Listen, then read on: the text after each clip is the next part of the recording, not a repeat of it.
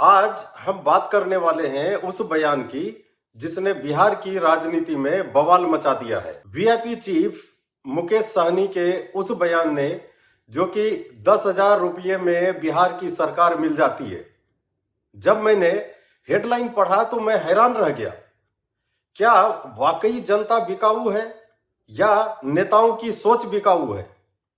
चलिए सच्चाई जानते हैं, तथ्यों के साथ, तंज के साथ और बिहार की मिट्टी की खुशबू के साथ। पैसे के दम पर उनका धनादेश मिला है, जो सरासल देश के लोकतंत्र कहीं न कहीं खतरे में है। 10,000 में क्या मिलता है तो 10,000 में बिहार सरकार मिलता है। नमस्कार, मैं हूं डॉक्टर गौतम पांडे और आप देख रहे हैं जीपीएन बिहार, सच्ची बात सटीक विश्लेषण। चुनाव परिणाम आते ही बिहार की राजनीति में एक बात सबसे तेज गूंजी, 10,000 रुपये में सरकार मिल गई। और यह बयान किसी गली मोहल्ले के व्हाट्सएप यूनिवर्सिटी के एक्सपर्ट ने नहीं दिया, बल्कि एक बड़े नेता, पूर्व मंत्री और सन ऑफ मल्लाह कहे जाने वाले मुकेश सहनी ने दिया है। अब सवाल यह उठता है, क्या हार सच में इंसान को इतना नीचे झुका देती है कि वो पूरे राज्य को ही कटघरे में खड़ा कर दे? इस बयान के बाद हर तरफ यही चर्चा, अरे भाई नेताजी तो जनता को ही बिकाऊ बता रहे हैं, यही चल रहा है आजकल। क्या जनता सच में बिकाऊ है? नहीं, बिहार की जनता मेहनती है, समझदार है, संघर्षशील है।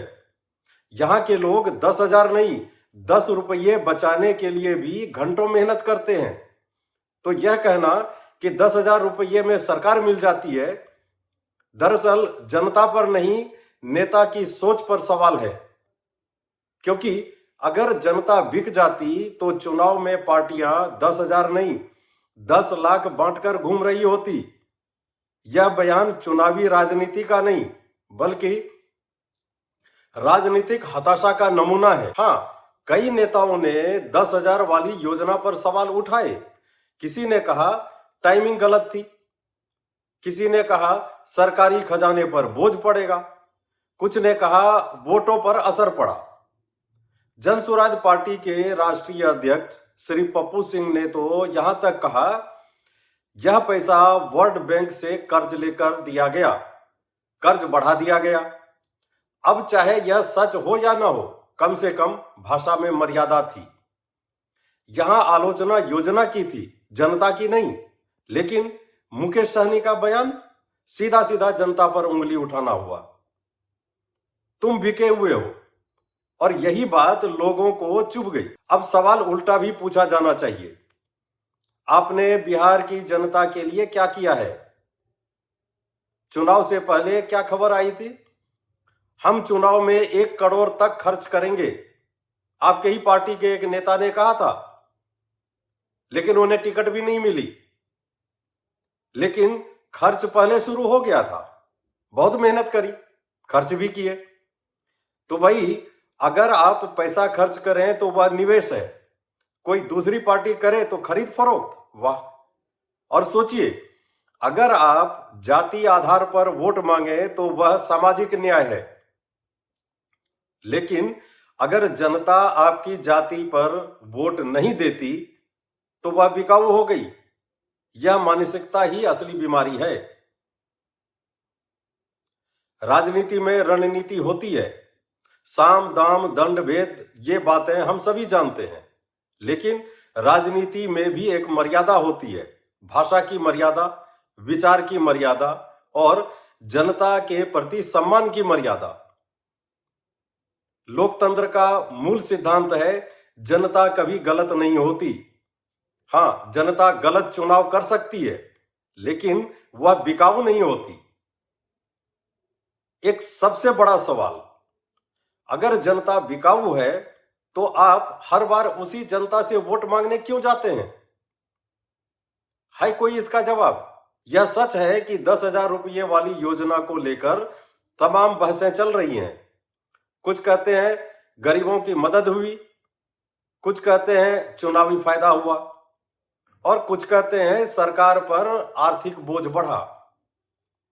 लेकिन हर बहस नीति पर है, जनता पर आरोप नहीं।